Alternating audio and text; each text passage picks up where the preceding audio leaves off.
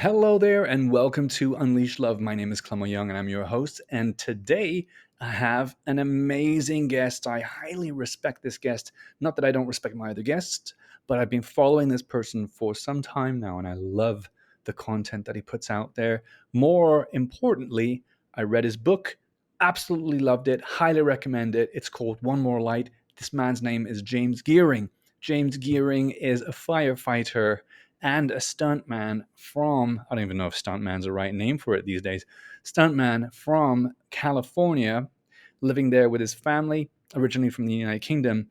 And so we talk about his book, which is really kind of a love letter to first responders everywhere because, it takes a special kind of person to do that kind of job. And it's a book about being human. It's a book about being part of a community, about compassion, love. It's about trauma. It's about sacrifice. And that's what this conversation is about too. And we touch on a number of other subjects as well. So I hope you enjoy it. If you did like it, please leave a rating and a review in the Apple Podcast platform because every single one we get helps us reach a bigger audience. And without further ado, let's jump right into it. I bring you James Geering. I think the first question really that I wanted to ask you is why did you write this book? So when I started the podcast, and we can go into the reason behind that in a little bit, but it was to provide free information. Like I knew that the right information wasn't being given to the responders and just everyone in general, to be honest. And the people were out there, but that's not what you were seeing on the little health feature of your TV show or your favorite Instagram bodybuilder. I mean, it just wasn't wellness stuff, whether it was mental health or physical health. And so when it came to when I decided to write the book, I had just learned so much. Like, I'm not an expert in any way, shape, or form, which is, I think, why it works, because I'm a student. I'm not masquerading to have all the answers. I just try and find the people that do.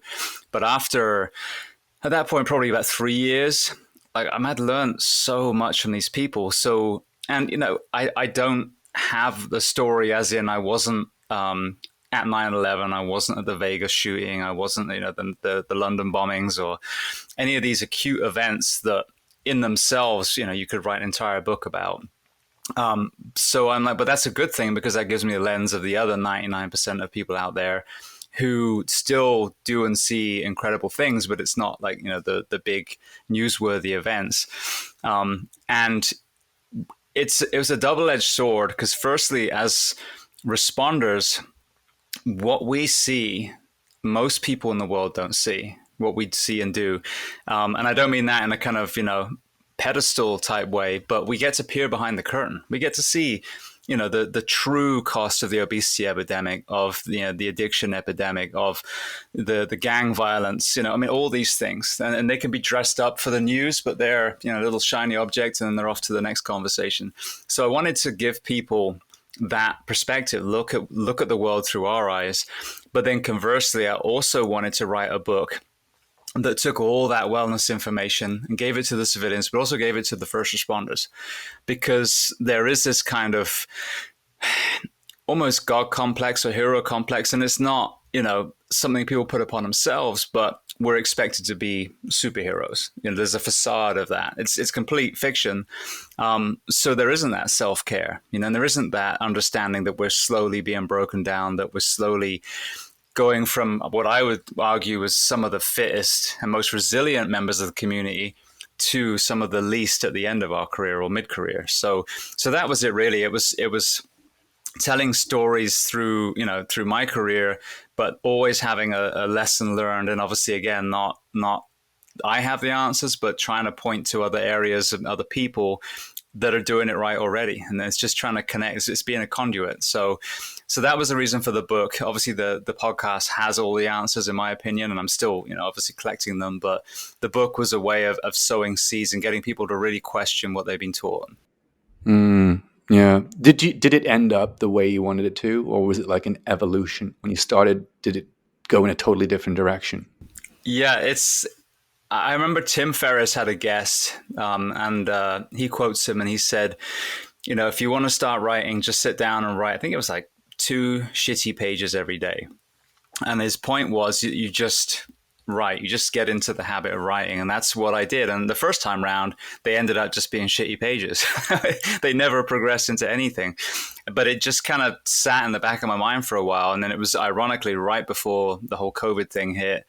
I decided to pick it up. And then, yeah, I mean, they really just flowed. I think if you let something ruminate enough, and without forcing it, it does come out. And obviously, I sent it to Sebastian Junger and Jason Casper and Josh Brolin and some of these mentors that I've been so lucky to come across through the podcast, who I admired for their writing as well, and got feedback and listened to them and changed it, and had this amazing editor in Scotland, who, because I wanted to keep it British, so I didn't want it to be edited in an American voice.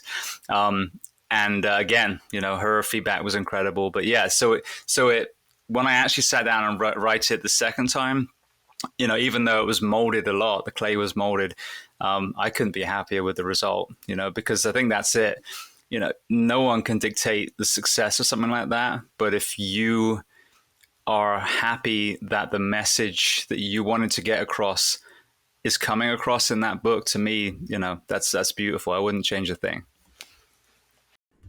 Yeah, James, can I get you to drag your camera a little bit to the right, just so that I Yes. can put you more Yeah, center? because I'm leaning towards my microphone. It's There all you right. go. Is that better? I just needed it.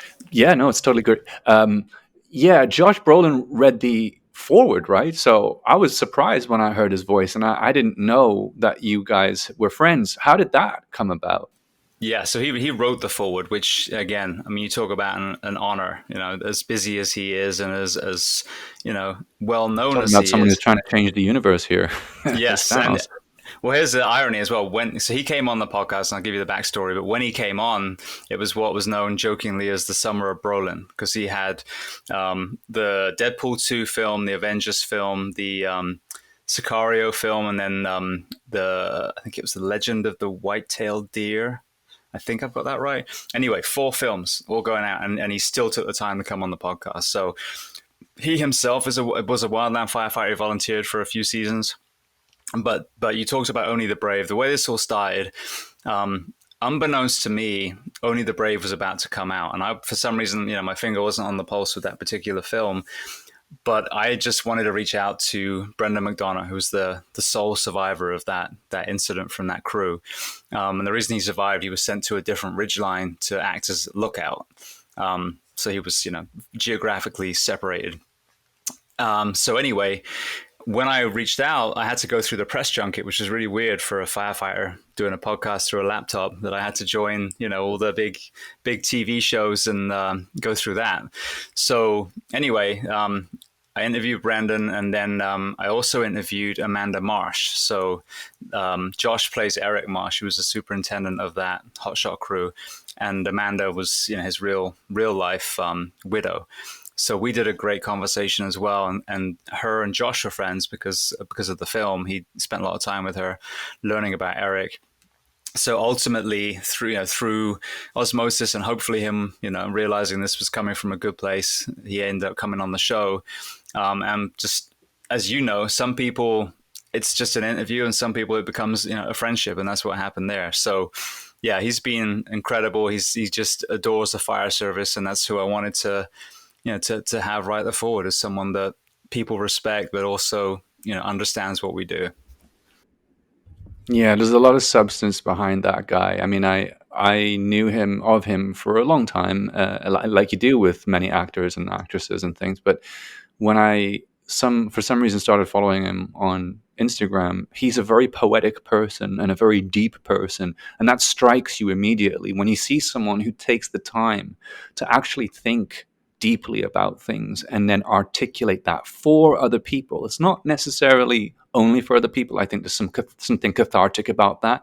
But yeah, it was a great forward. It was a really great forward. Some forwards are just like, I've known James for a while and he's a great person, and all of that stuff, right? Which is nice. But to have someone articulate something really in a deep, profound way, it was fantastic. So great job with that, and I'm sure it only helped to further get the message out. But speaking of Only the Brave, I watched it last night. I watched it because I knew of it from you. In the book, it's, I think you reference it in the book, and I wanted to know a little bit more about what it's like to be a firefighter in the United States. And it's a fucking terrifying job, I'll be honest with you. And that's probably just even the tip of the iceberg, because I have no idea what it's like on your side. There's two, like we said earlier, there's two different distinct types of firefighters that we were talking about here: the urban firefighting and the wildfire firefighters. But I watched the movie. It was an amazing film. Spoiler alert, I suppose. Excellent cast. Joseph Kosinski, he directed it. He did Tron and a number of other movies. He's doing Top Gun 2, I think, as well. So it was a really well done film, and it was something that I like it when there's a lot of thought and talent that goes into communicating really hard hitting social topics, so, such as what does it mean to protect your community, and and and what are these people sacrificing for us? And that's essentially what your podcast is about. That's essentially what your book is about. Is part of it is trying to bring to the spotlight what people don't see about all of the passion and the energy and the emotion and just the tragedy that goes into this line of work. It's crazy. I'm sure that actually, because of that movie and the book, I'm sure there have been an uptick in applications for the fire department. What do you think? Well, here's the problem. From what I understand, again, so my one of my departments in California. Well, I mean, I've always done wildland firefighting as one of the tools, but it's not the main thing. It's once in a blue moon. But especially out in California, we did train a lot more when I was out there. But I've had some guests on here who are, that's their entire career. They are wildland firefighters, and apparently at the moment it's the opposite. They're woefully understaffed. So, what happens? The fire still has to be fought. So these men and women are lent on to work more and more and more. So they're seeing a lot of issues in wildland fire, a lot of mental health struggles, addiction, all kinds of things. And that's what worries me. These fires are getting bigger and bigger. Whether people believe of climate change or just annual seasonal changes, whatever the reason, the fuel is getting larger, the fires are getting bigger and more dangerous, and we're doing it with less people. So I wish there was an uptick, I really do, but from what I'm hearing from that community, it's quite the opposite. Holy crap. I mean, just because it's such an inspiring film, and your book is incredibly inspiring too. And I just, maybe I'm the kind of person who reads something like that and thinks that's something I would want to do, because it's so much more valuable to me to do something that makes a difference than to just get a paycheck.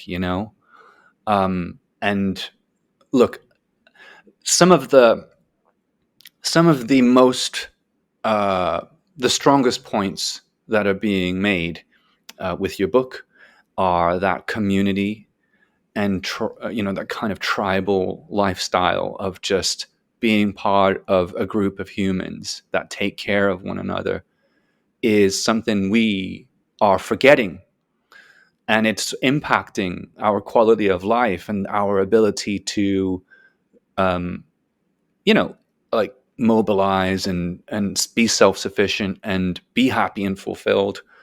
And so it's got this kind of pull to it, the whole idea of the military, of the police, of the any kind of first responder or social service.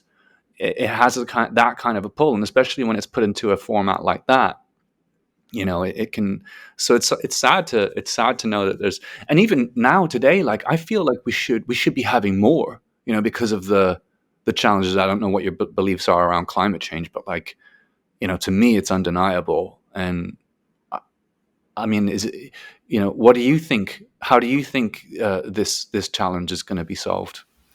So, I mean, there's, again, from the people that I hear, I mean, one of the things that we can definitely do is stop, you know, not letting is the wrong word, but stop creating opportunities to build in areas that are surrounded by high fire load. Mother Nature has these fires. It's a normal thing, and there's that regeneration, which is beautiful. And with the climate change, it's funny because I talk about this every so often. I lived in California for in LA, and people would argue back and forth with that, and the same with London. And it's like, well, put it this way: you can't even see 200 feet down the road when the smog is so bad. So why don't we just not even talk about climate change? Just talk about just pollution in general. If we have that conversation, if climate change is a thing, it's going to improve. If it's not a thing, it's still going to improve. But we can see the trash in our oceans. We can see the pollution in our cities. You blow your nose in London, and it's black. So that's what's crazy about that conversation is, yes, we need to do better environmentally. But I think with the wildland side is, definitely stopping people being out in the middle of nowhere if there's a high fire load, or building, which someone had a great idea, building shelter in place stations. So if there's a hurricane here in Florida, we'll all go to the local school if it's a really, really bad one, and that you hunker down there. Well, in the wildland area, that would be an opportunity for a town to have the same thing in a fire, and you build something that's fire resistant. Another one is obviously staffing the fire service properly, and giving these men and women the rest and recovery that they need. And then backburning. There's a lot of opposition to starting deliberate fires to remove that fuel under control conditions when there aren't bad wind conditions and things. But you get a lot of opposition from the communities. Oh, I don't want smoke in my town. Well, what do you want? Smoke in your town or no town? So there's all these things I think that can be improved. And again, I'm talking from a stance of what I'm learning from that community. I'm not an expert myself, but they all seem to make perfect sense to me with a lot of the fires. And Paradise is a perfect example in California. That was a horrendous fire and a lot of lives lost. And I wonder if some of these preventative, proactive solutions have been put in place, maybe that town would have been saved. So, but again, that's really a question for an expert. But that's definitely what I've gleaned from the conversations. Yeah, I mean, even you just talking about that makes me wonder, what if it was part of the policy that if you're going to build in that area, you ensure that, and I don't know how the physics of this are, but you ensure that there's a certain perimeter that is made fireproof so that the fires can't actually reach that area. I don't know. I mean, I'm just already thinking, like, how can you engineer the shit out of this? But Yeah, I guess and maybe that's not in the budget. yeah. Well, I mean, it's a good. That's what needs to happen. But then you get the pushback. Well, people want trees and all that stuff right by their house, So yeah, I agree. I mean, if you create what we call a fire break, then in theory, unless it's a raging fire and embers are in the sky, which is another problem that happens. But yeah, I mean, if you want to live in that kind of area, there are definitely things you can do to make it a lot safer. But they cost money, and so it's it always boils down to money, versus human lives. And after the fact, people are all full of remorse and demanding answers when people were trying to give them answers before the tragedy even happened, but they didn't want to listen then. So yeah, it is I think that, I mean, ultimately the whole podcast, one of the themes is if we stop focusing on wealth and start focusing on health, we would change the world. But sadly, money drives everything. I mean, you hear that even with, and again, this is secondhand information. I haven't researched this, but supposedly with, some of the innovations in the auto industry, or let's take the drug companies. Some of these lawsuits they just absorb. Yeah, we know people are dying, but we can afford to pay the lawsuit, so we'll just keep making it. That's horrendous because that discounts human life completely. So, yeah, I think we need a big shift away from this, this super capitalistic mentality back to compassion and kindness.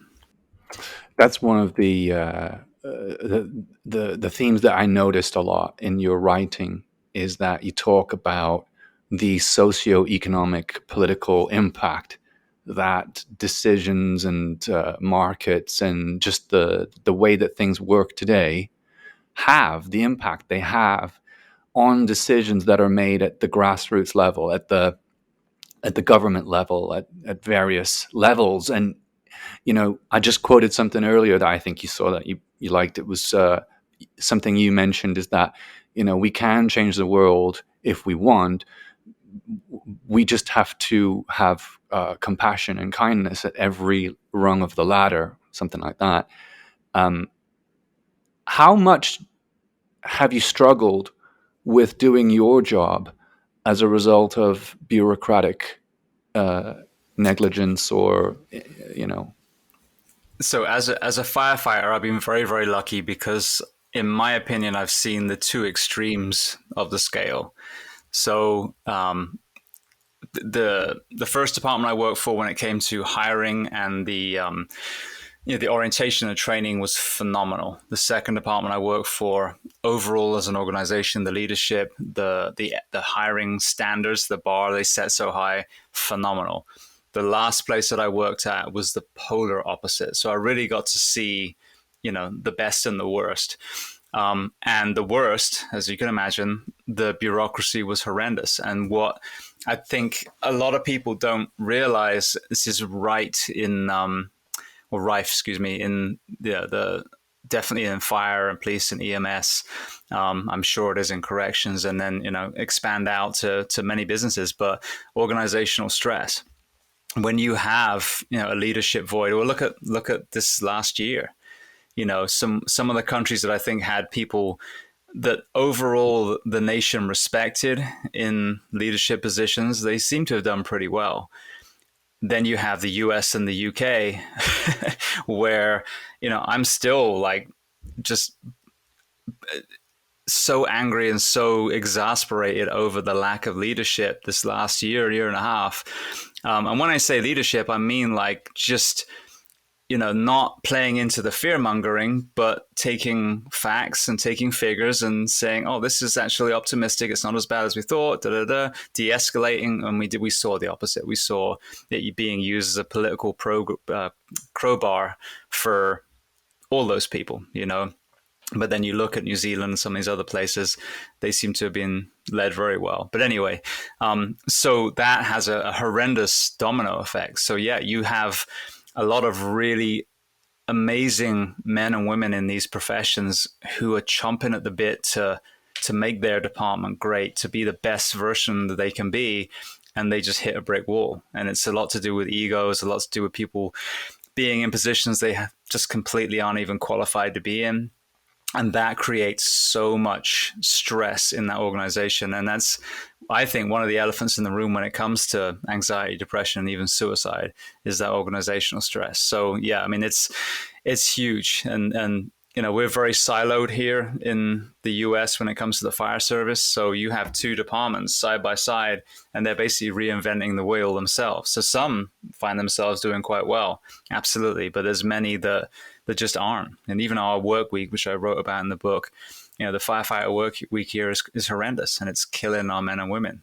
So we have what I would consider the right work week, which is 42 hours a week, 24 hours straight on shift, and then 72 hours to reset and catch up on sleep and try and recover, all the way through to the federal firefighters that work 24 hours on and then 24 hours off. So basically they go home, get their stuff ready, and then go back to work continuously. So that's 72-hour work week minimum before you're told you can't go home, which is what's called a mandatory, where you could literally, 7 o'clock the next morning after not sleeping for 24 hours, be told, "Oh, you can't go home. You got to stay for another 24. We haven't got enough people."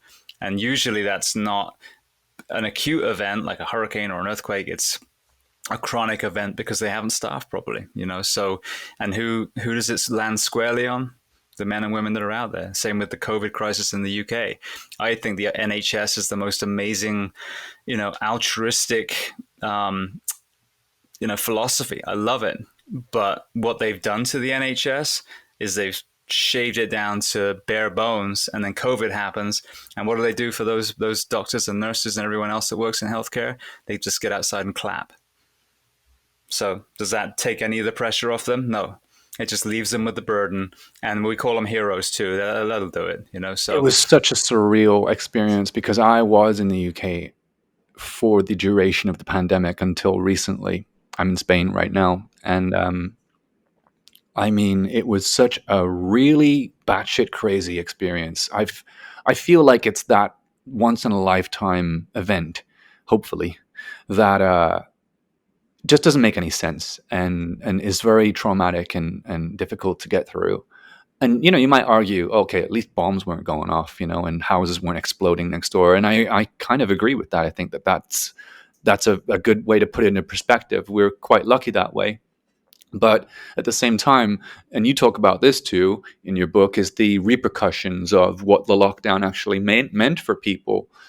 But in relation to what you just said, the NHS is an amazing service, and the message that it sends is very important. But getting out in the street and clapping is such a weird. How would you say this? It's a It's a token. fabricated. Yeah, it's a politicized, fabricated tool to get people to just go along with the program.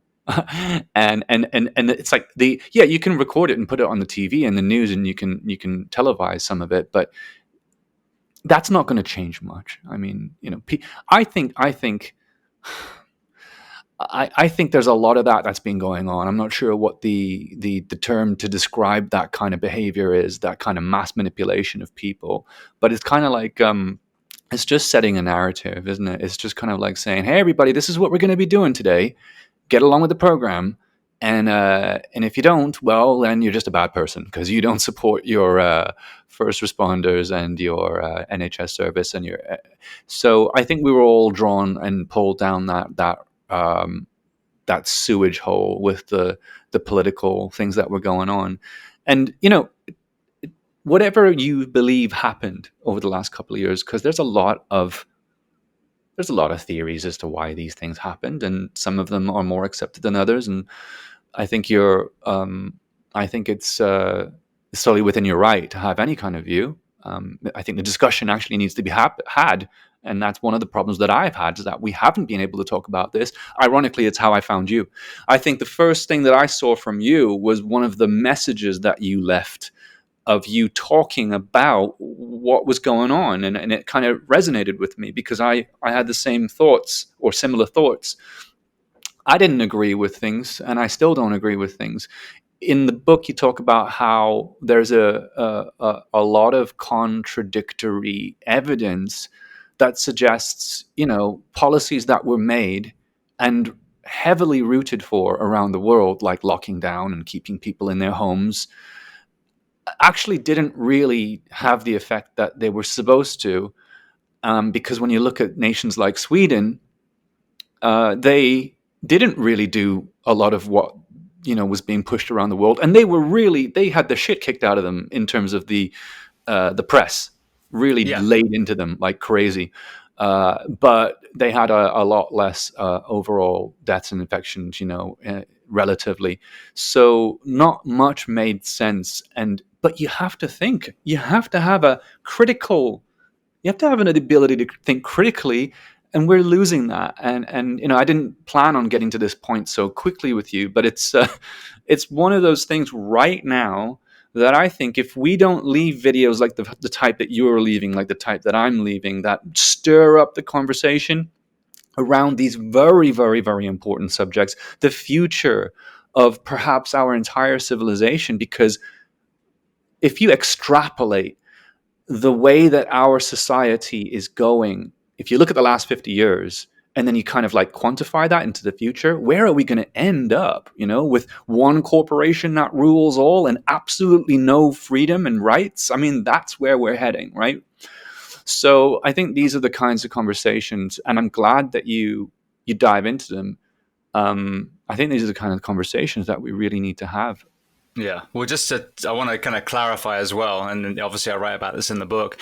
Like I was 100%, aware that COVID was real. Again, when COVID started is when I added an extra podcast a week to put out real world, boots on the ground, perspectives on what we were seeing, what we were going through. It was absolutely real. There were some pockets that definitely overwhelmed very local areas, usually in areas whose hospitals are already overwhelmed, whether it's the New York City or the heart of London. And again, as a firefighter paramedic, I've held the wall. All those horrific scenes that we saw. Oh, there's patients in the hallway. There are patients in the hallway of hospitals all over the world every single day. So newsflash for you. But but it's absolutely real. And some of those poor men and women that ended up in ICU, that some of those doctors and nurses were saying it was awful. There was a horrible, horrible death, especially early on when they were intubating. Now they've obviously made huge advances in treating, the COVID victims. I locked down when we locked down here. I wore a mask. Even in the stunt show, we still have to wear a mask, even though the audience doesn't, which is crazy. But I did everything they did. My son and I have been vaccinated because I want to make sure that nothing stops me traveling. I haven't seen my family in 2 years in the UK. So I'm standing in the middle. I did everything everyone asked. But what my whole thing is, okay, so you're telling us that health matters, lives matter.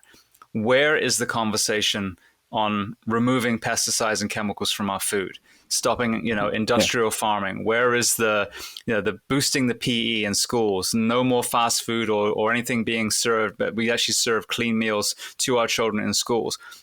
Where are all these? Because you're telling me that lives matter, yet we lose, multiple times what you're telling us COVID is killing through obesity, through strokes, through, the addiction epidemic. Where's the discussion on the ridiculous prohibition of addiction? The drug issue. Why are we not treating addicts like medical patients like they do in Portugal? So that's the problem I've had with this. It's been all pomp and circumstance and completely shallow rhetoric. If you truly care about lives, then this whole year and a half you would have been changing. You would have thrown all kinds of money into the NHS to support those men and women.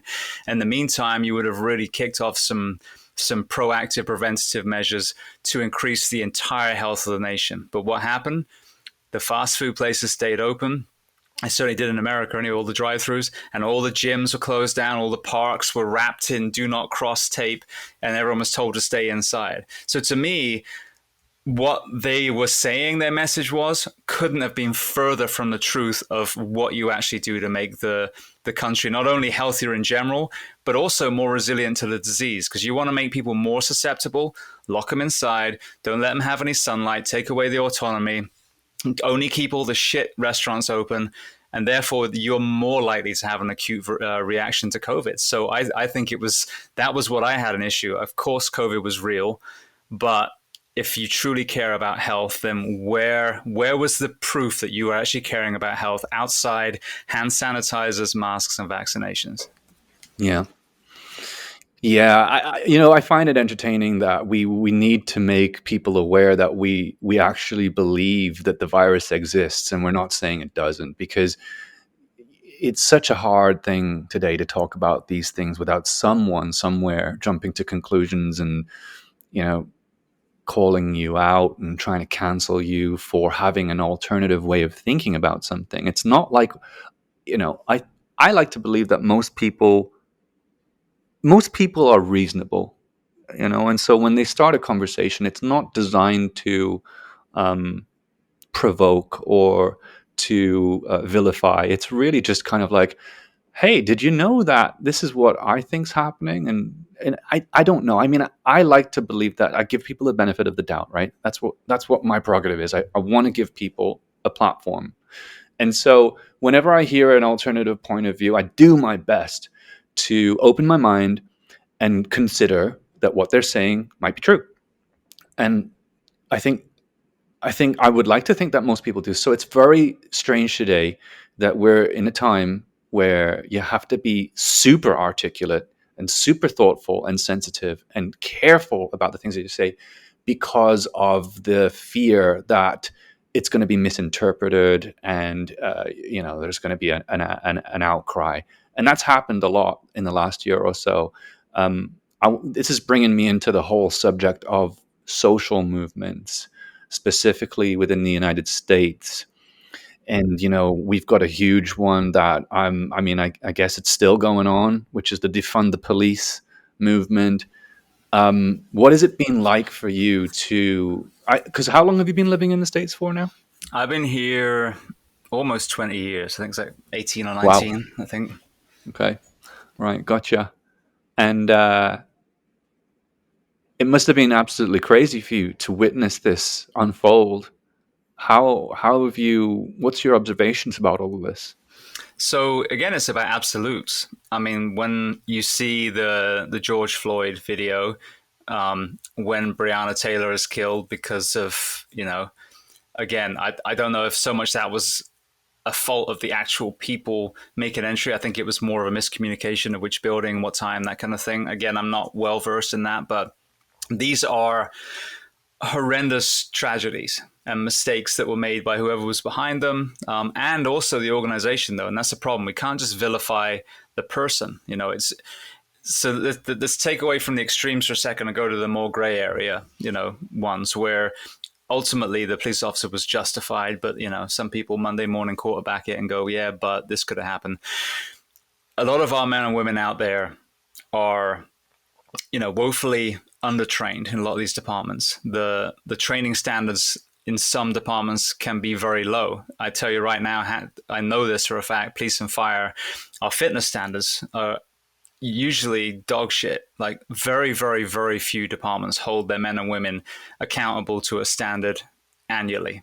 So now you're allowed to, you're allowed to slip. The best of those, officers or firefighters, so they still keep themselves in great shape. But it's despite the environment, not because of the environment. The staffing, as I said, a lot of these, let's say law enforcement now. When was the last time that officer slept? Are they well staffed, or are they being forced to stay shift after shift after shift? The training. Are they going to a gun range and just testing, like 6 shots on a paper target, or are they actually going to a place that will put them under stress and learning how to operate more from like a special forces, lens, to truly understand weapons training? Are they doing, hands-on training? Are they doing jiu-jitsu? So there are so many kind of strings to this bow, and that's the whole entire conversation. Now, what I've just said, none of that involves taking money away from law enforcement. It's definitely putting more money into training and more money into, gyms, and then also setting that bar high. If you don't want to be held accountable every year for your marksmanship or your physical conditioning, then go be a plumber, knock yourself out. But you don't belong in law enforcement or fire or EMS or corrections. So that's that side. But the other side of the conversation, which again, I think gets zero time on the news, is what are we doing that's creating such dangerous streets in the first place? If we went to Norway now, we wouldn't see ganglands. If we went to Portugal, you wouldn't see, drug pushers in every corner. And there's a reason for that. It's the way that they, as you said, socially have engineered the way that, life is in those countries. So while we have this facade they call the war on drugs here in America, we are giving all the money and power to the underworld. We are literally fast tracking people to become criminals, and therefore you have this crime. You have crime. You have police officers murdered all the time here. You put young men and women in a position where they are in danger with an undertrained, underslept police officer who's nervous because he just saw that one of his officers in the neighboring town just got shot the day before. So we have to bring that in too. So to me, the other side of that conversation, the proactive measure, is to look at, decriminalizing addiction, so that you can't make money slinging dope anymore. The drugs go back in the hands of the medical community, and you don't have fentanyl overdoses, because if you're taking an opiate, safe injection site, well, you get given a medical pure dose, and you're being watched by a doctor or nurse. And then the goal of that is then we filter the money away from kicking indoors, and we go to, mental health facilities and the addiction centers and all these areas to get these men and women off whatever it is that they're leaning on as a coping mechanism, deal with why they're leaning on it, and get them back to being, happy members of society again. So it's not a pipe dream, because you look at Norway and Sweden and, all these other places around the world that have far less crime. So that to me is the other side. It's all well and good to, make a banner saying defund the police and do nothing about it yourself. To me, we create less crime. We pick the best men and women from the community to be elite performers in the law enforcement space. We give them the skills, not only with the weapons, whether it's their firearm or or their ability, but also the skills to de-escalate. We create an environment that, I doubt Norwegian teens are too worried about being shot, being pulled over by the police. So that's, to me, it's, we've got to have the entire conversation. It's not complicated, but it takes balls. And then even the prison systems. I've had Tom Eberhard, who's the governor of Bastoy prison outside Oslo. It looks like a housing community. They take these men and women that have been, you know, uh, sent to prison. They were, guilty of the charge. They lost their freedom, but they go into a housing community, they live with other prisoners, they go to work, they go to school. So the point is, when you get out, there's a high chance that you're going to go back into society. You go into the way that we do prisons in the UK and Australia and America, there's a high chance you're going to be a worse person when you leave. So these are all the discussions that have got to be had. We can't just aim at these few incidents where absolutely the police officer was in the wrong and say, well, that's it. All police officers are terrible, and if we just take their money away, then the problem will be fixed. It's absolute insanity.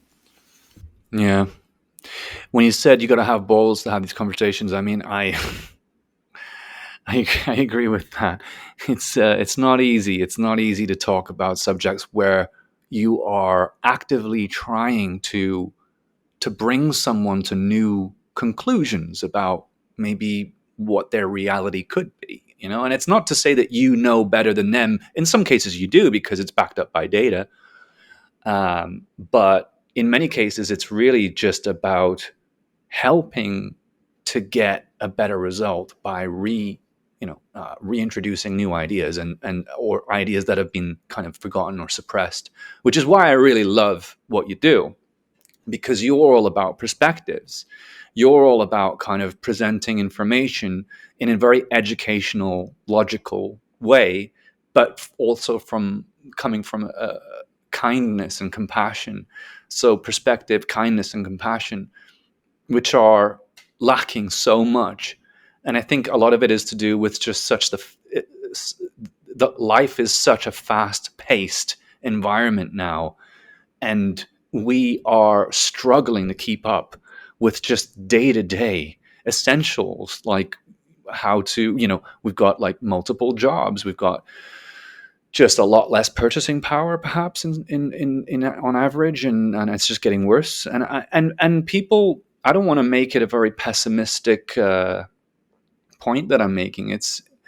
I'm just trying to riff on the fact that I am also believing that we can really fix this problem if we just all come together and start to share a lot of the stuff that people are so fucking scared to talk about, because we're thinking it, right? It's not rocket science, right? It's not crazy to think that there's stuff going on in these last couple of years that just absolutely shouldn't have happened and is tragic, and is a tragic let's say abuse of power, perhaps, or oversight, or just neglect. These things should not have happened. The repercussions, in my opinion, of implementing such draconian measures to protect us from a virus that, for all intents and purposes, is similar to like the flu, right? Is is just so crazy. Um, so yeah, these conversations need to be had. That's why I love your book. That's why I love your podcast. And on that subject of compassion, purpose, and perspective,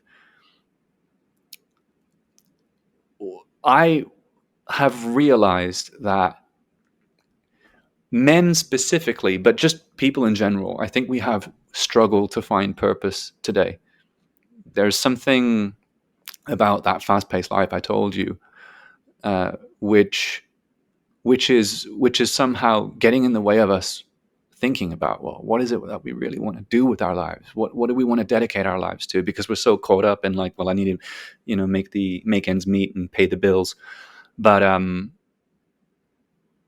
how do you see, because you obviously worked with, I would say, predominantly men, right, in the fire service Yeah, I for mean, most there of the were a time. lot of women in the fire service. Yeah, I mean, a majority were male. Yeah. Majority were male, and I think men, men Men thrive in those environments where, the job is incredibly physical.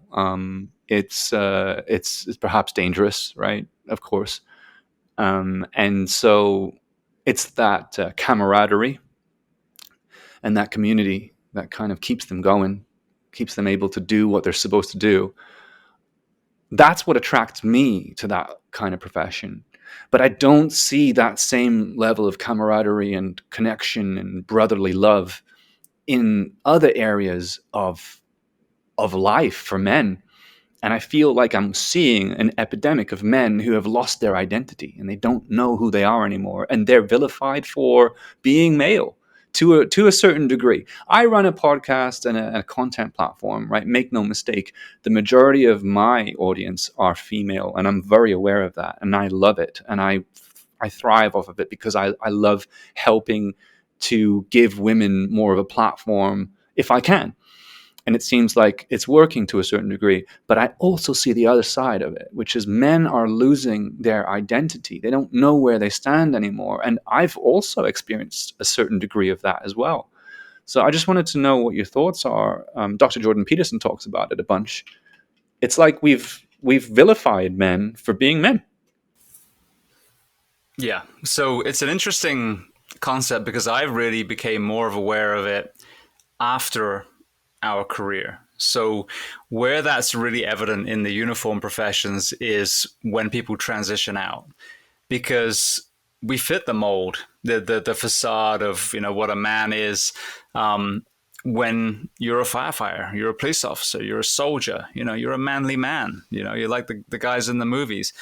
And where we see a lot of issues is when people transition out, when they retire, when they get hurt, when they get fired, whatever it is. Now they're just Steve, Bob again, but they identified as that. So if they haven't got a new tribe or they haven't really understood who they were as a human being, it's a very, very difficult transition for them and can cause a lot of problems. What I talk about sometimes, my generation, I think I'm a little older than you, we were raised on, masculinity was, John Rambo, was John Wayne, was all these so-called, masculine figures, Bruce Willis. None of those fucking people ever served. And I'm not saying anything bad about them other than they weren't, public servants. They weren't, war heroes. They were actors. They were people that showed up, memorized some lines. And I'm in that industry too. Stunts is what, my side gig is. So again, I'm just, calling a spade a spade. That isn't masculinity. That is a character. That is fiction.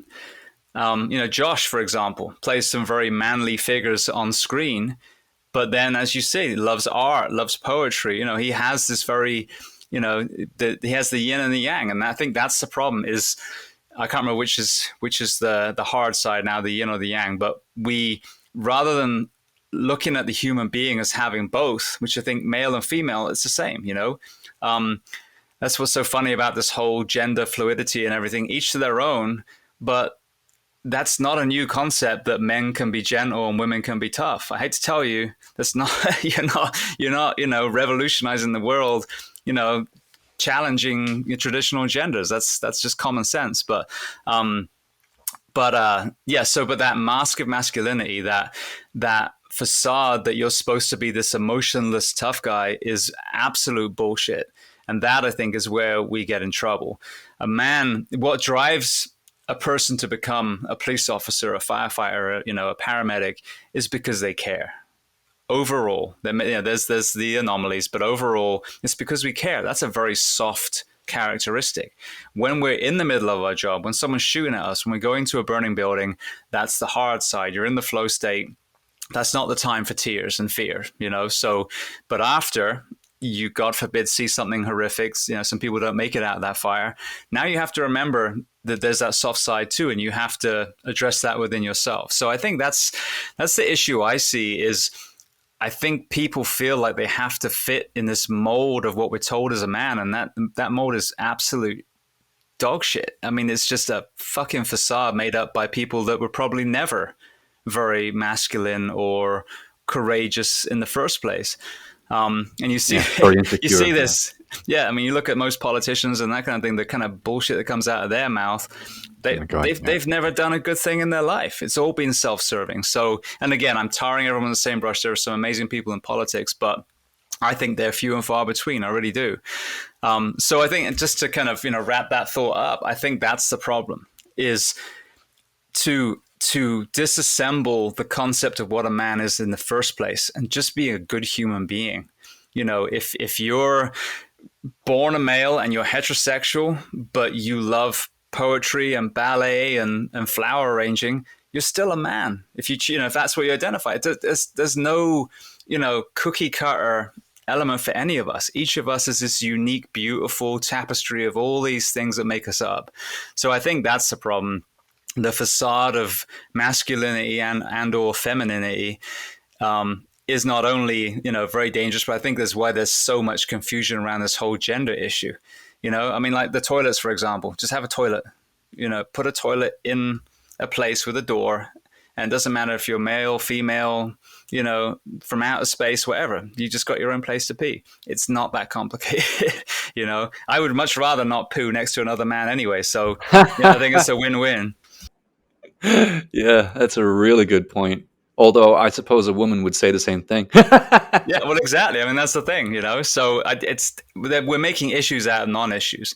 If someone identifies a certain way, good for you. If someone sleeps with someone and it's not, in a predatory way, it's just who they love and it's mutual, good for you. If it's not hurt anyone else, just move on. But we just get stuck in these ruts.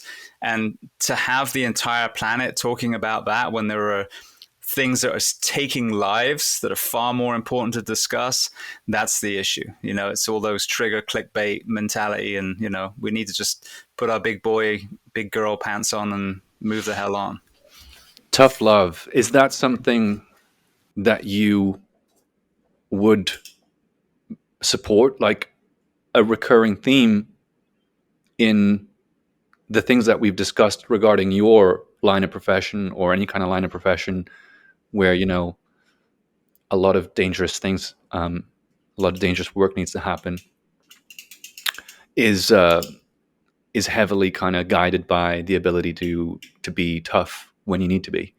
And I think that is so important in also everyday life. And I have talked to many of my friends and my family and people that I meet about the concept of tough love. And I have varying responses. Some people do not like the concept of hurting people's feelings. Some people don't understand it at all. And some people are supportive of it, like me. And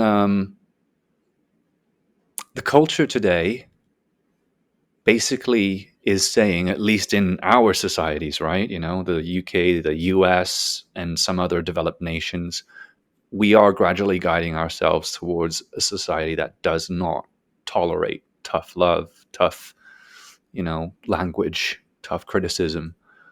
But it's so essential, isn't it? I feel without that, how can we ever challenge someone's bad decisions? And, it's not, sometimes it is not done by being kind. Okay, sometimes not being done by being nice. Kindness and niceness are different. Actually, did a whole episode on that, so I don't know why I said that. But kindness and niceness are totally different things. To be tough with someone because you care about them and you care about the outcome is kindness. To not be tough with someone because you are scared of the conflict or you do not want to hurt that person's feelings is being nice, which doesn't always work out.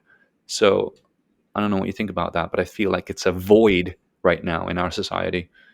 Well, to give you a perfect example, I think the whole fat shaming thing is exactly what you're talking about. So, as a firefighter paramedic who, I mean, I've lost count how many people have died that, I've witnessed either before we got there or literally, while we're trying to save their life. And, a common denominator is usually, unless it's a, extremely advanced age, it's usually obesity. So, this whole big is beautiful is can be completely misunderstood. You as a human being are beautiful, and you should never ever be ashamed of who you are today. But by making it socially acceptable to be 300 pounds at 5'4" is not kindness at all. It's not compassion at all. It's cowardice because you, as you said, you don't want to address the real issue. Now, what's not going to work is tell that person that's found themselves in that position, you're fat, you need to lose weight, you're a cow, whatever. It's just nastiness. At the same time, create an environment where they keep getting either maintaining or getting heavier and heavier is also unkindness. So to me, the kindness and compassion is creating that environment where it's easier for these men and women to start going back towards the healthy route again. I see people of all ages that, usually, like I said, obese, die in all these horrible ways. And there's nothing beautiful about that whatsoever. It's horrific.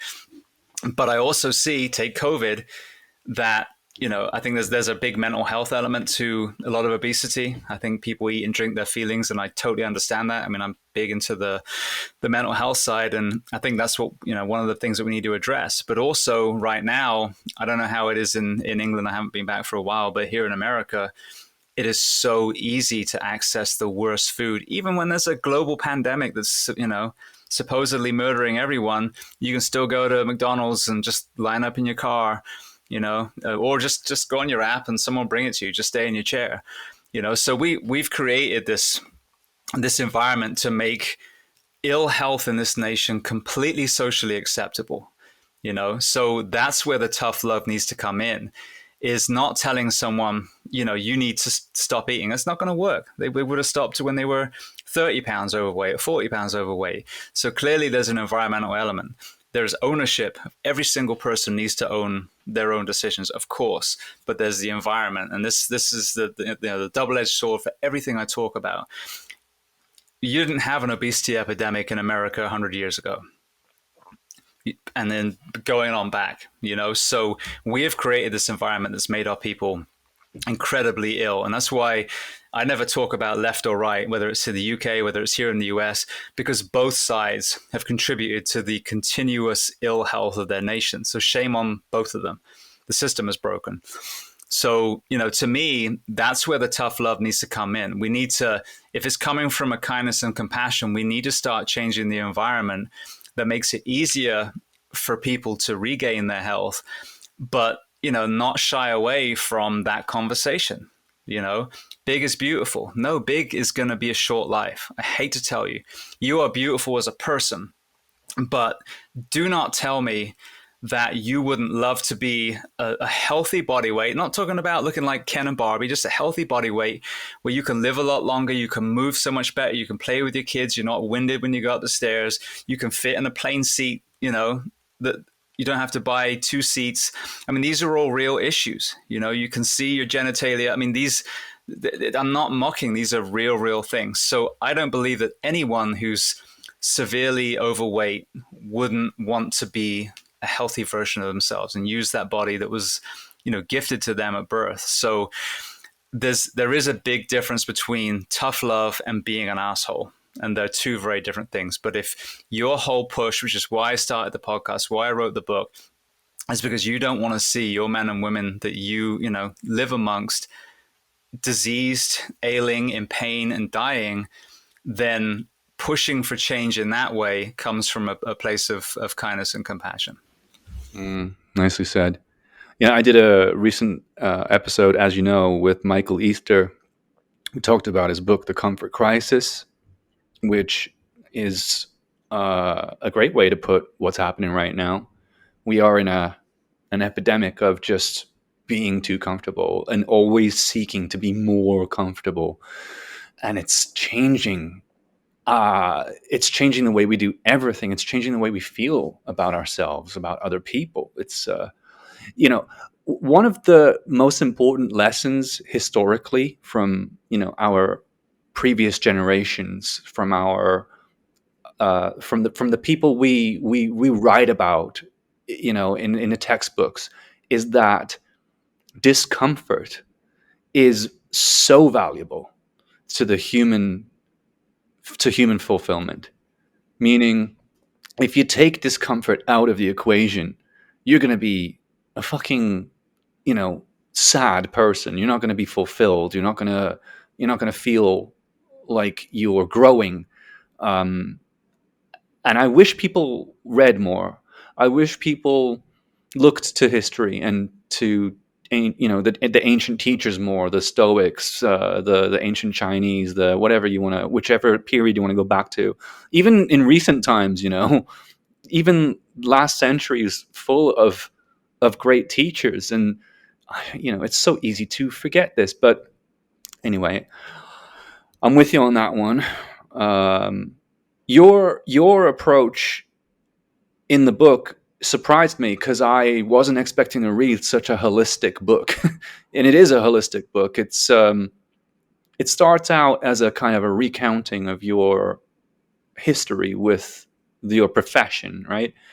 Um, but it goes into a lot more than that. And I was really impressed with how much you wanted to educate people about health and nutrition and fitness. And I just want to ask you, how do you deal with, because you told us how long these days are, right? How intensive these working hours are for firefighters. How do you and your family deal with that, mentally and physically and emotionally?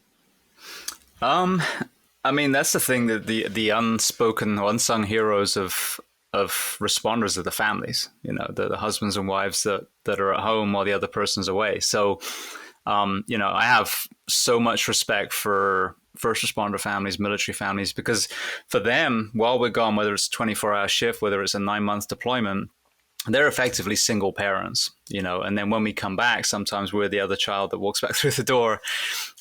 So, firstly, just kudos to anyone in that position, because they also, feel the ripple effects of that. They're the ones that, are waiting for us to come home, and they get the phone call, hey, they said I can't come home, so I'm going to be gone for another 24 hours. And it's, your son's birthday or Christmas, or, because Murphy's Law will happen then. Has that happened to So you? Have you Oh, been held back? yeah. I mean, so Oh my many god. times. Most responders, if you ask them, yeah. And that's, again, something that people don't know. And even it's just to include another group, dispatchers, another one that suffers long hours. I mean, they're stuck in a dark room for 12 hours at a time. They're in a chair for 12 hours at a time. Often they're understaffed. So another group we shouldn't forget about. But yeah, I mean, really, my goal is to educate our professions to the point where we create an environment for them to thrive. Right now, certainly here in the US, the job has really set you up for failure. It really, really is. Shift work is a carcinogen, like actually classified as a carcinogen. So if you're not giving doctors, nurses, firefighters enough time to rest between shifts, it acutely you're becoming less and less able, and then chronically your hormones, I mean, everything in your body is breaking down because you repair when you sleep. So how I dealt was just partly educating myself. That's how I got into starting a podcast. I listened to them: Tim Ferriss, Joe Rogan, Barbell Shrugged, The Squad Room, trying to pull that information. And when I realized there was nothing really for the fire service in that space, was when I kind of had that, all right, here's your sign, start it yourself. But it takes a lot. You have to watch what you eat. You have to have good sleep hygiene when you get off shift. You have to make sure that you spend quality time with your family, because you're not there. Like, I had a realization just a few weeks ago. Over my career, 14 years, I only woke up next to my wife and in the same house as my son a third of my life. Because 1 in 3. So the way it works, the very first day we're getting up at the crack of dawn. Most firefighters tend to work away from where their station is because they can't afford to live in the urban setting. So I would be up at 5. Everyone else would be asleep. So off I go. The next shift, I drive 70 miles home. By the time I get home, my wife's at work, my son is in school. So again, I'm not getting to talk to either of them. So it's only that third day that I actually wake up and get to interact with my family for 14 years. Sorry, I can hear almost a bunch of wives maybe listening to this thinking, oh my god, I would love that. I would absolutely love that. Yeah, depending on, yeah, that might be a good time to rethink your marriage. Sorry about the yapping in the background. It's my other family member. You know what's funny as well? You mentioned earlier that you do stunt work in your spare time, and I was thinking this guy is a crazy motherfucker. Like he does one of the most dangerous jobs, and then in his spare time he does one of the other most dangerous jobs. Yeah, it's What not. drew you to that? Well, it's funny because it actually, very, very long story, very short. I wanted to be a fireman growing up in England. I had one of those annual school tests. They told me I was colorblind. And I'm not the sharpest tool in the box, so I just, listened to a person in a white coat and was like, oh, okay. And they're like, you can't be a pilot, you can't be a firefighter. I was like, well, okay, well, shit. There goes that idea. So I literally stumbled around for years because unbeknownst to me, that was what I was destined to do. So I was a lifeguard for a long time, did some other menial jobs, but I went to drama school. I was with a girl. She was in drama school. I actually did this like 1 year post grad class, and I got into. I was terrible at acting, and still am awful at acting. But for some reason, the sword play and stuff. I had a martial arts background. I really, really love that and seem to excel in the combat side. So I ended up getting hired as a stuntman at Universal Studios in Japan. They opened the park there because I was traveling around the world, and I auditioned in Australia, and just got into stunts and loved it. Well, then I met a girl there. We got married. My son's mother. I'm since divorced and remarried now, very happily. But it brought me to America. When I was here, I just had an epiphany right before, like, wait, I can see colors. What the hell were they talking about? And by this point, I'm like 26, so it took me a long time to figure that, 10 years. But so I challenged the medical basically, and they, those bloody books. I can see some of the numbers, but I can't see others. I told them, look, I'm not going to be able to see them all, but you point to anything in this room, I'll tell you what color it is. That's exactly what happened. Passed flying colors. So I was just color deficient, not color blind. Everything wasn't black and white. So always question what you're told. Anyone listening, if they're told they can't do a profession.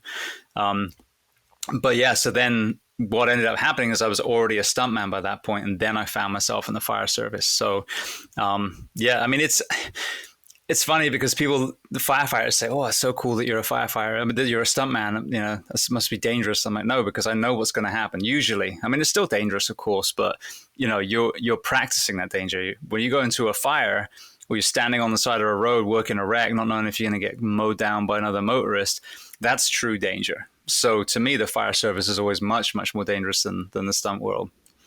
Okay, that's a good way to put it, and I can see your point of view as well. And the fact that you were a stuntman before you were a firefighter means you're not as crazy as I thought you are.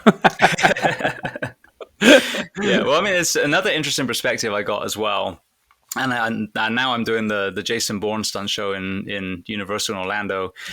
Awesome cast with some really, really good people. But earlier in my career, I really struggled because I would come from the fire station surrounded by people that were there to serve others, that put others first, and then I'd go to the show, and there was a lot of narcissism, a lot of wanting to be the center of attention. And I found that hard. It was a real kind of dichotomy that I struggled with because, I loved the performing part, but I didn't want to be the center of attention. I was a servant. So what's nice now is the people I work with are, they're pretty down to earth, but that industry can be almost the kind of polar opposite of the first responder industry, depending obviously on the cast. And I take someone like Josh again. You see a lot of these people in that space who are incredibly altruistic. John Cena and some of these other ones that you see just constantly helping. A lot of the British football team, the English football team, excuse me, amazing people, which blows me away. Why that the few racist idiots in the UK got so much freaking airtime? They should have just been ignored. The country loves those guys, and that should have been the message. But anyway, so yeah, so it was an interesting dichotomy. But now, because I've transitioned out the fire service, I joke and say, well, it's the way I keep my man card still as I'm doing stunts, because I'm not wearing a fire uniform anymore. What kind of stunts do you do? Because I know you do martial arts, so I assume that plays a certain role in it. And I remember seeing a video of you like doing the roundhouse reverse turning kick and pulling the what is The it, hydrant. the hydrant, yeah, which is pretty Yeah. cool. Yeah, so that's pretty much where my well, I won't use the word expertise, but that's where my skills are is the stage combat. Yeah, so I used to do a pirate show and we did like a well, not a high fall, a fall. I don't think it would qualify to be called a high fall, but a fall into a mat, and we did sword fights up on the mast and all kinds of stuff. But yeah, the stage fighting is really kind of my niche, and that's what I do now. But I'm not Jason Bourne, so I basically get my ass kicked. Um, All right, for you're the whole the show. guy that dies. Yes, a lot. So, but yeah, but it's a good thing. But it's a very fun physical way of of performance, and it's very very different than the fire service. So it's a kind of refreshing thing. And I only do it once in a while.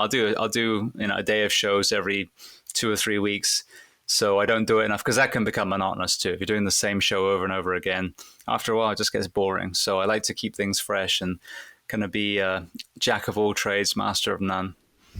I think life for me is so much more interesting when I'm doing a lot of different things, and not everyone's built that way. It sounds like you are, but there's a lot of people who focus on one thing or two things, and that's what they do for their whole life, and they're happy, and it's totally great. For me, I don't know how much of this is fear of missing out or if it's just my makeup, but I have to learn new things. I just feel dead if I don't. Um, so, I recently started writing a script uh, because I stumbled across it by accident. I interviewed a woman for a series that we do or have been doing on Unleash Love, and it's about women and their experiences with their partners or relationships, their intimacy. And I interview women from all over the world. I just like to know what they've been through.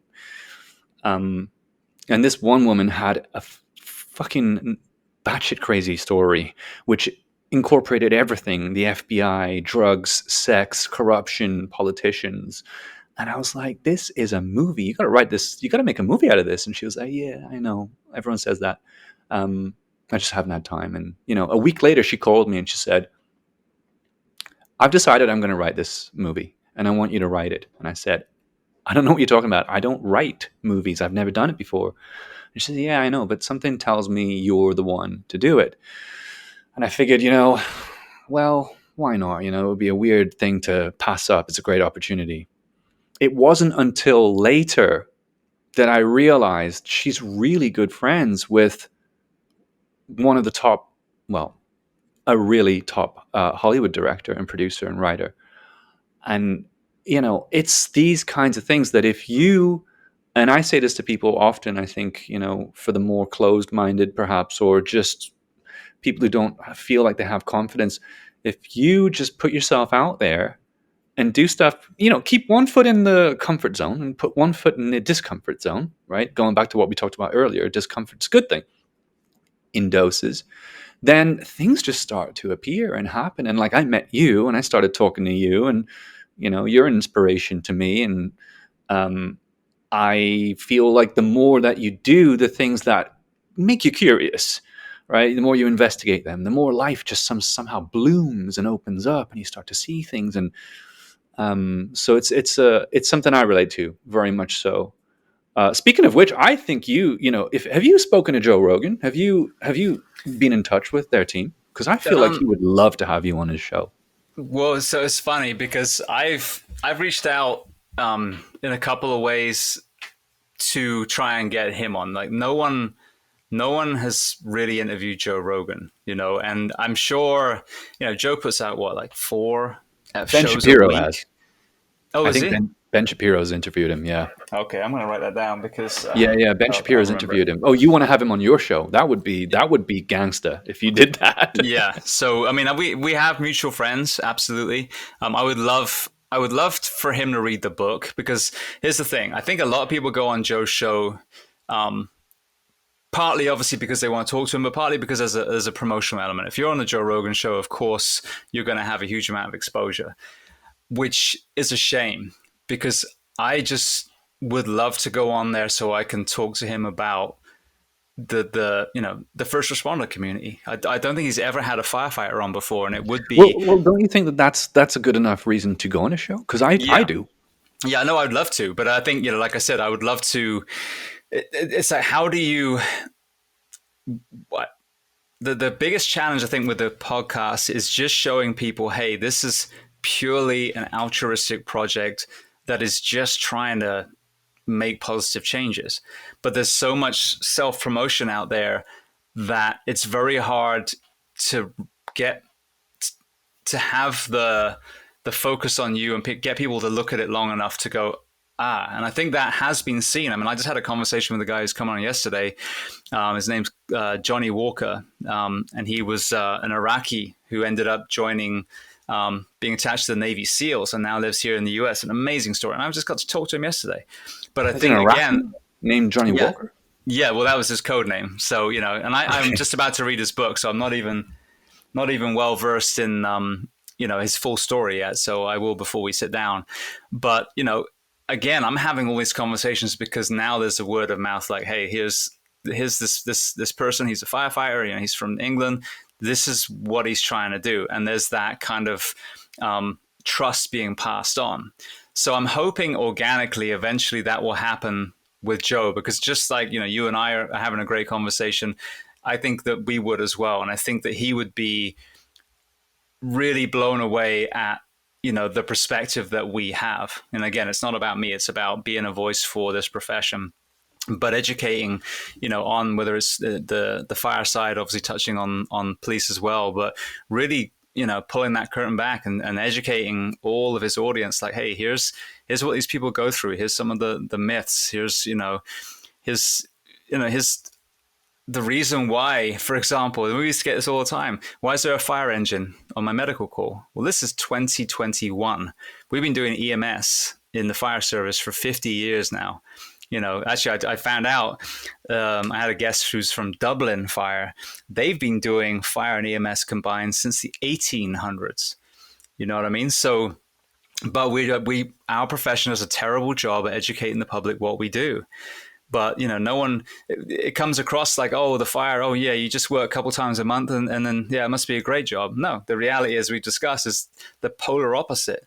Our shifts are actually the worst out there, pretty much, aside from a junior doctor, and it's killing them. So it would be a great conversation. I would love to talk to him. I've listened to his podcast for 6+ years now. I think it would be a great way to tell the fire service's story, global fire service, give the perspective of what we see on the health of the nation. But I just hope it happens in an organic way. I would absolutely love it. But where's that fine line between being super enthusiastic, but at the same time not appearing like you just want to promote your book that you just wrote?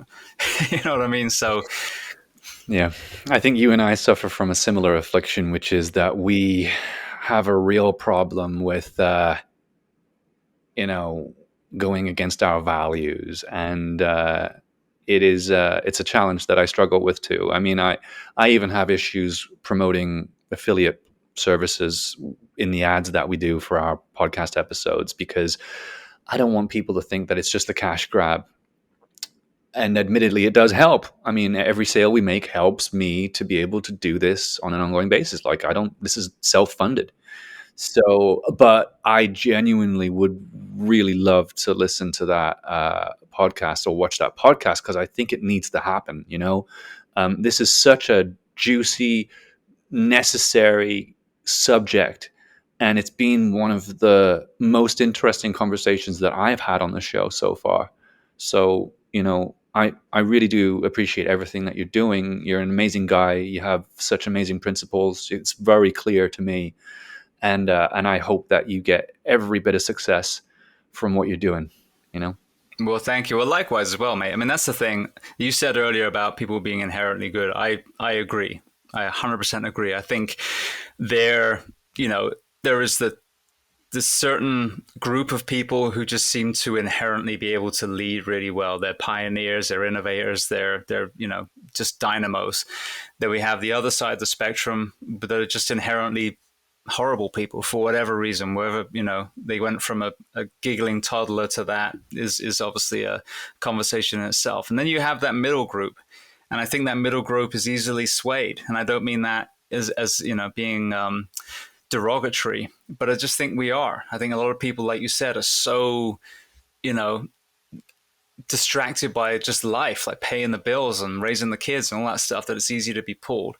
And the more projects, that like yours, hopefully like mine, like, all these other people are out there really trying to put the good information, the true leaders of the world that are standing up, I think that we really can pull that middle group towards good. They're being dragged towards some of the negative things and being divided and, being puppets basically of some of the media and social media BS that we see. But I don't mean, again, puppets not being derogatory. I just think that we just need leadership, and you lead by example. So whether it's your project, whether it's Joe Rogan, Tim Ferriss, some of these amazing documentaries that are being made now, some of these beautiful books that are being written, that to me is the answer. So, you're as much a part of the solution as I'm trying to be. So thank you. Thanks, man. No, I appreciate it. But again, I hope you have all of the success, man. You are a really amazing person, and the book is life changing. I don't think I'll forget some of the stories that you mentioned in there. Maybe we can talk about that more one day. But yeah, thank you for coming on. Yeah, well, again, thank you so much. I really enjoyed the conversation, and yeah, let's chat again soon. Hey, thanks for tuning in. Make sure you subscribe today and you won't miss the next episode. We cover topics like recovering from infidelity, online dating, managing chronic anxiety, and so much more. We're on all the popular platforms, so take your pick, and we'll see you soon.